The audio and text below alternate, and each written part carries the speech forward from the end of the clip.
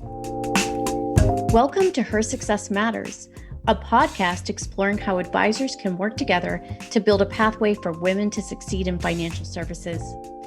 I am your host, Christine Shaw, CEO of Investment News. This podcast will give you rare insider access to the top financial services executives who are taking action to break down the barriers for the next generation of female advisors. Today's episode is a conversation about the power of collaboration. Collaboration in the work environment is more important than ever. We will discuss how leaders can use collaboration to change and shape the narrative for women in the industry. I am thrilled to be joined by the amazing duo of Raef Lee and Lisa Kirchenbauer. Raef is the Managing Director for Independent Advisor Solutions at SEI, a leading global provider of asset management services and solutions. Lisa is the founder and president of Omega Wealth Management and works alongside SEI. Welcome, Raef and Lisa. I am so delighted to have you both join us here today.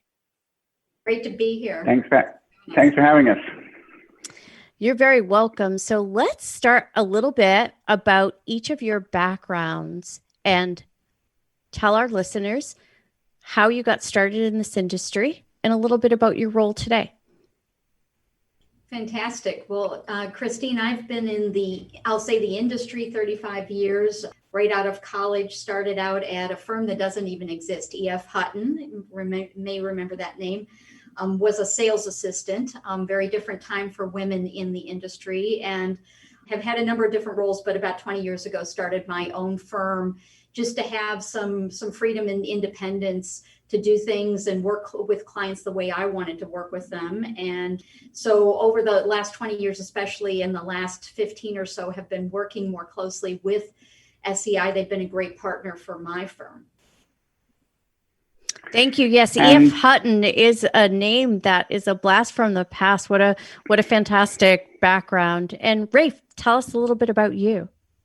I've been in the industry 30 years or so. I come from a development background. You may pick up I'm English a long time ago. And I used to do robotics back home in England, brought over here to the States. And I've since then jumped into financial services and been in financial services 30 years or so. And I have a varied career in terms of both technology, product development, and more recently focused very much on the business side in terms of working product for SEI. Thank you for that. So between the both of you, quite a bit of experience in both the industry and your career backgrounds. Tell the listeners how you came together and how you're collaborating as the dynamic duo in this industry. Well, I'm really fortunate in the partnership that we've developed with SEI. A few years back, I'm always looking for ways to connect with other women, whether it's through my church and a women's retreat group, or in this case, professionally with other women advisors and women business owners. And so I had mentioned to SEI, and in fact, they had pulled together women and advisors many years ago, but I decided that it was time again, maybe 2 or 3 years ago, and had come to them and said, hey, I'd like to try to pull together a meeting of women advisors. And they have been great in supporting us. Initially, we were just meeting on a quarterly basis, or as we were face-to-face, their SEI in the past, in the old days, was having face-to-face meetings. And then more recently, as this year has unfolded, we started having monthly calls. And we moved from audio calls to Zoom calls or WebEx calls. And it's been fantastic. And they have been such a great support to us in giving us that space to get together as women advisors. Because, again, we're still sort of a minority in the overall industry. And Raef, tell us how or why you saw the importance and really got behind this effort and initiative that Lisa has.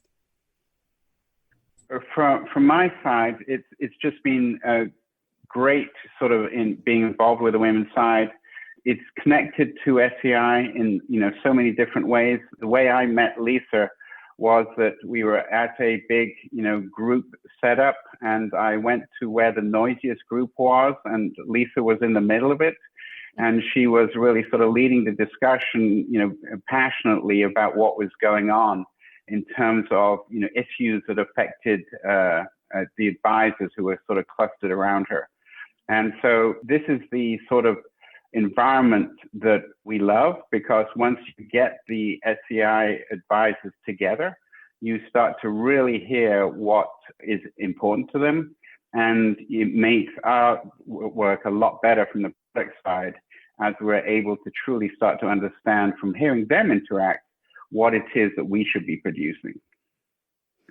That's great insight. And, Lisa, I want to go back to something you said, is that women are still the minority. And what's interesting is that we know more women are joining financial services in the industry more now than ever before.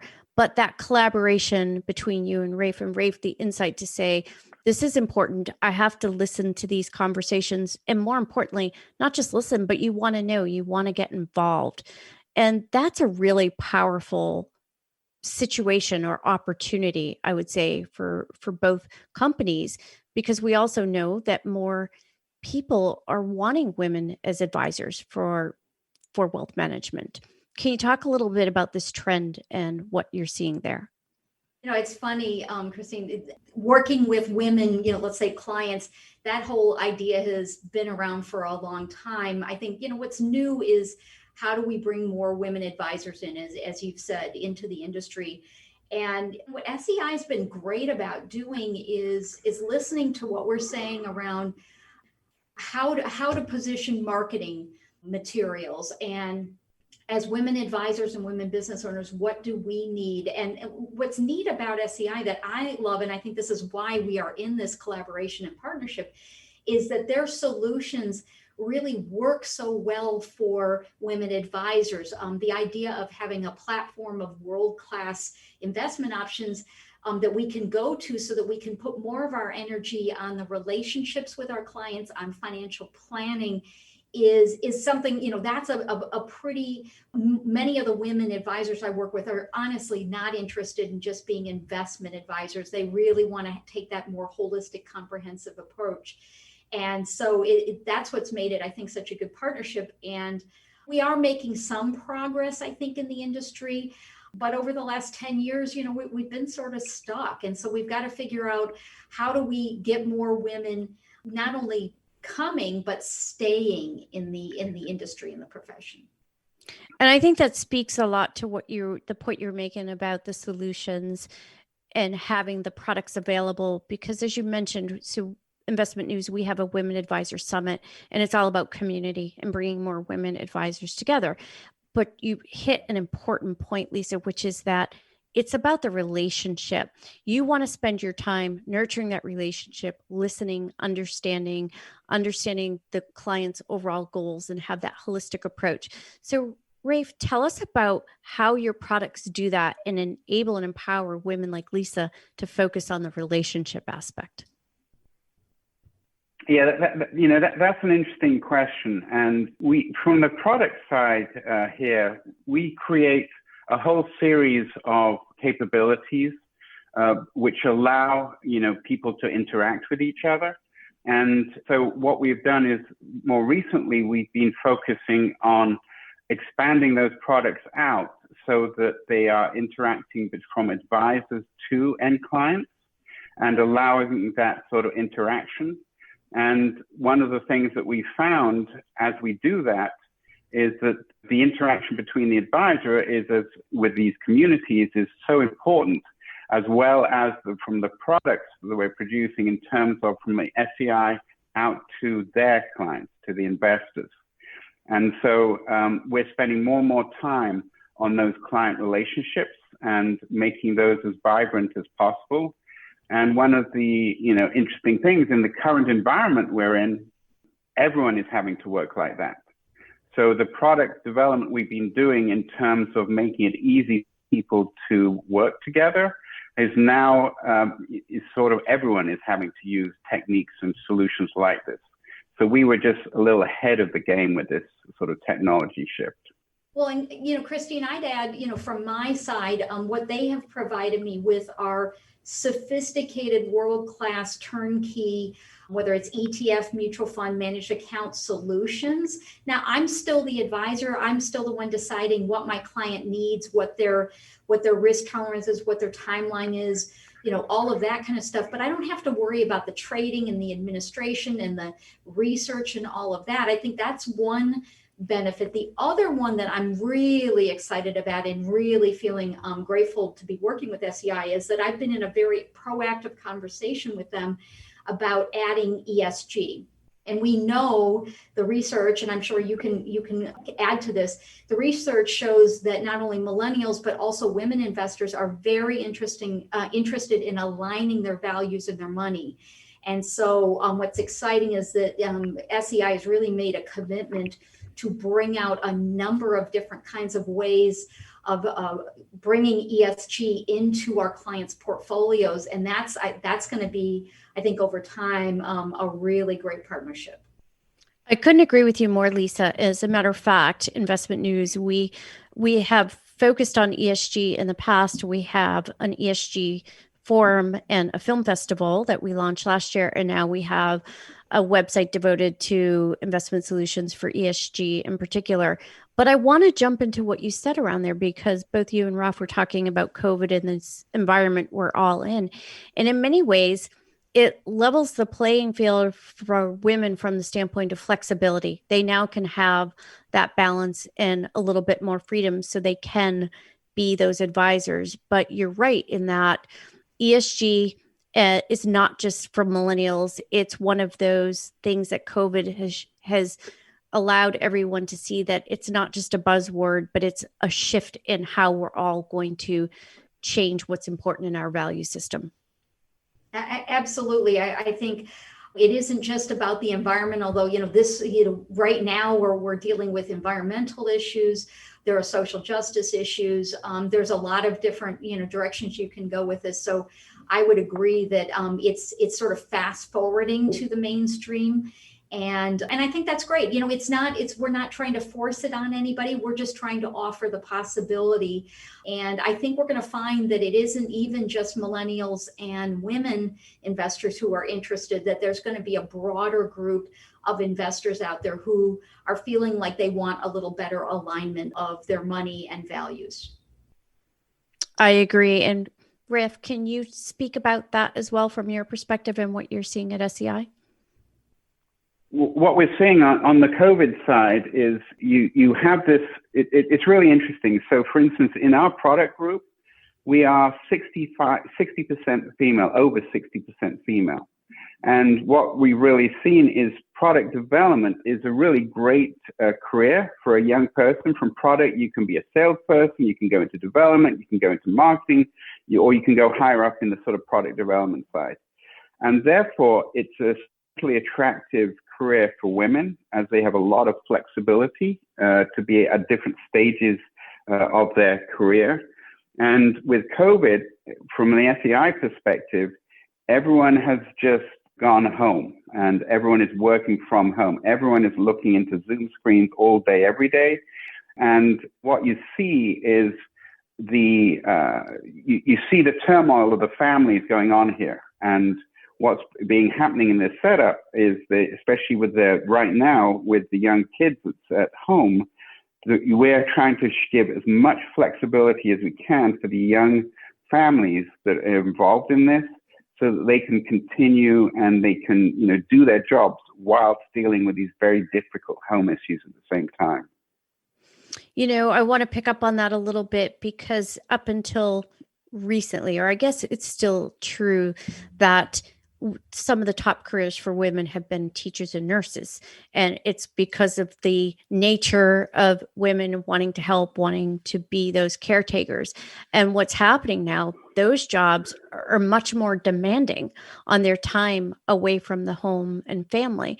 And now, as you said, with COVID, these products or careers in financial services with the technology solutions that companies like SEI can provide are making so many new possibilities for women's careers that I think is really exciting. And it allows women to have more choices, because Lisa, as you said, we have changed the trend where more women come into the industry, but they don't stay in the industry. And I think that these technologies and products are game changers for the future of financial advisors. Would you agree with that? I would agree with that. And there's no doubt that a more flexible work situation is a positive. To be fair, though, and we've talked about this in our monthly calls, it's a pro and a con, because at least while we've still, it's one thing if you can work from home and be available for your kids. It's another thing when you've also got to homeschool them, or you've got to supervise them because they're doing virtual, Zoom school. And so it's in the short term, it's certainly been helpful. I mean, and I think for some women, working mothers, this has been great. I think ultimately when we can get everybody back to real school, it will, the fact that we've sort of upped the ante as far as our capabilities, the acceptance of being virtual and working with clients, and then certainly having, the kind of solutions that SEI offers so that we can focus on the things that matter, whether it's at home or at work, is all great. And to be fair, right now, I can tell you, like for some of the women in our group who have elementary school kids, this has not been, a lot of fun. Yeah, I think let me pick up on that, Christine, if you don't mind. So one of the things that has happened to us at SEI is we took all of 1 week to go from working on our campus to everyone working at home. And everyone was totally shocked at how that was able to be. And to Lisa's point, there's both pros and cons of that for people working at home. But what you really get the sense for is that, moving forward, we're going to be in a situation where the genie is out of the bottle. This flexible work setup where people are working at home and at their central location, that genie's out of the bottle. And I think the amount of flexibility that will mean for people, families, but I think especially for women moving forward, is going to be much greater. I agree. I think those are two both important points, that there are absolutely pros and cons. But as we navigate into a world that hopefully has a vaccine and allows balance of a combination of going back to the office, but also flexibility work from home, I do think that's going to offer more opportunity as we look forward. So let's switch gears a little bit. And I just want to talk about, Lisa, how did you get your inspiration and motivation to stay the course and launch your own company and achieve this level of success?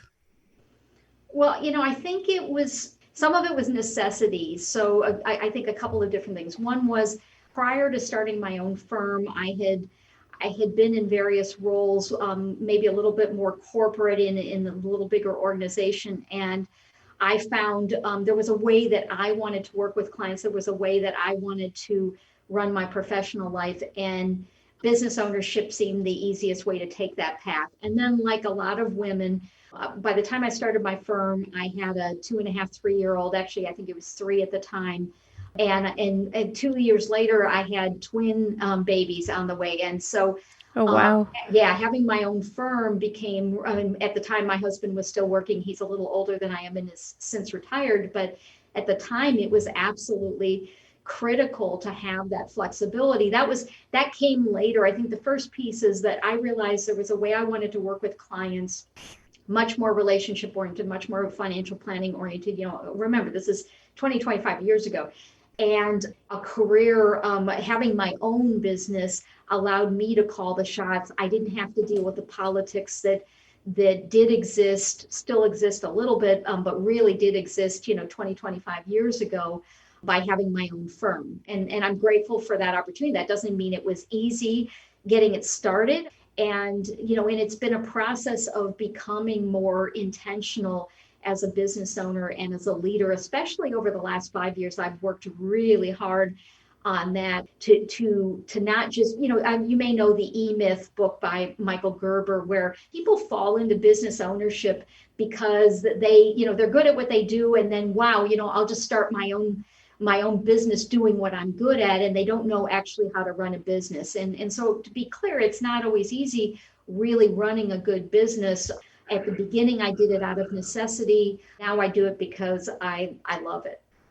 I can hear the passion in your voice, and it's really inspiring to hear someone like you who took this journey, but more importantly, that you found people in the industry along the way, people like Raef and companies like SEI that are willing to listen and work together to collaborate to make more opportunity possible, not just today, but in the future. And Raef, I want to ask you, so as a male in this industry, you threw out some powerful statistics from SEI about over 60% of the product team are female, and you're leaning into this. So that is just wonderful to be part of this conversation and to hear that you were at an event and you actually took the time to walk across the room and listen to advisors and pick up on the fact that there were some really successful women in the room that needed to be heard, and you did that. So I really want to just talk a little bit about what gave you that motivation and realization to say, this is important for me as a male in the industry to listen. Well, I think part of that is, one of it's being married. Yeah, I knew you were going to say that. And having a voice very close within my home, who's very much guiding me and telling me how I should be thinking and what I should be doing, and educating me in terms of that. But I think also what I would say here is, women, I think, there are some natural things that women do. I don't want to be generalist. I don't want to be a stereotype, but the planning process, I think, is something that women are good at. And that sort of ability to step back a little and to naturally include both parts of a couple when they're engaging them about financial advice, that comes naturally to a lot of women. I think for some guys, that has to be taught. And so it's always very interesting to see how different people approach how to give financial advice, and then see if there are differences and what in generalities. But I think it is great to get the different reactions and the different focuses. And then, seeing somebody like Lisa also, I would say, who 25 years ago set up a company, which must be incredibly hard for a young woman doing that at that stage. I think what I see is we have all these good product people that we're working with, young women, who are then going out, and their careers have been definitely helped by people like Lisa who've broken that path, and they're looking for those role models in terms of how they then go out into the industry, and they actually, how they should react and interact. And I do think the women of today have not a very easy role, but an easier role than it was 20 years ago.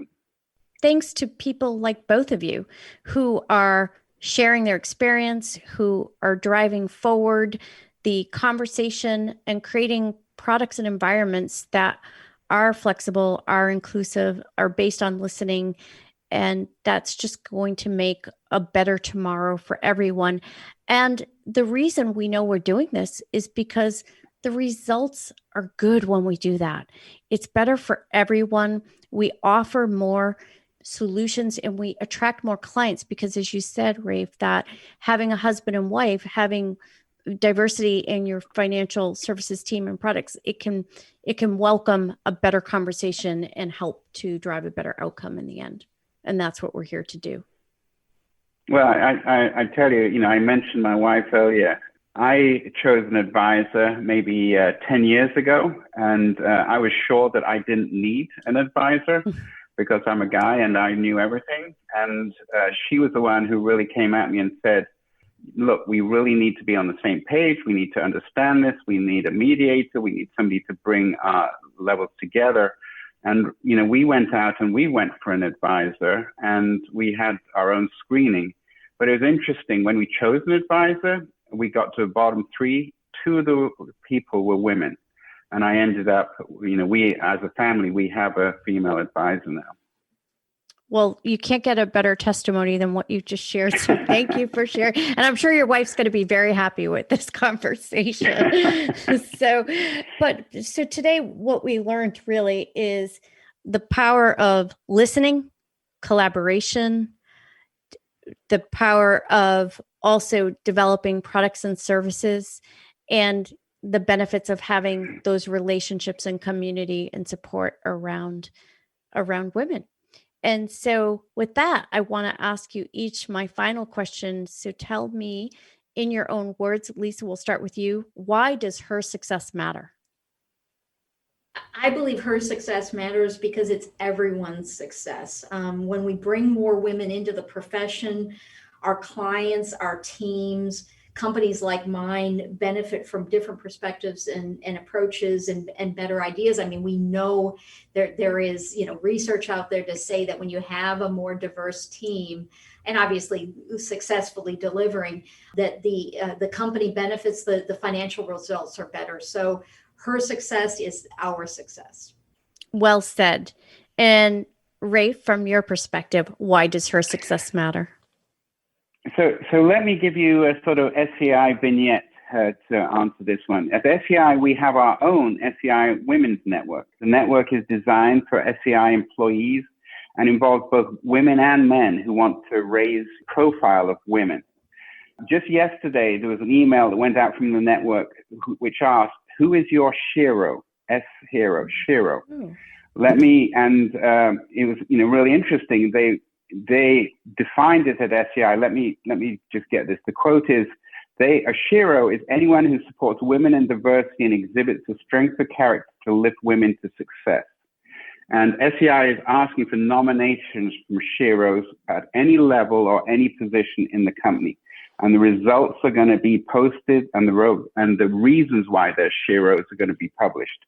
I think that's just a great example of why her success matters. I love that example, and I'm really hopeful that when you get those results, you share them, and we'll take a look at those and hopefully share them on Investment News as well. That is an amazing example of a company putting it into action.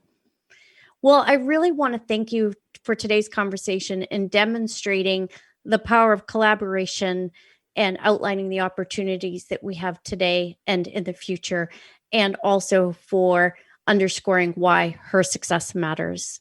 I really appreciate your time today. Christine. Thanks, Christine. Thank you for listening to this episode of Her Success Matters. Click the subscribe button below to be notified when new episodes become available, and share this podcast with others that believe her success matters.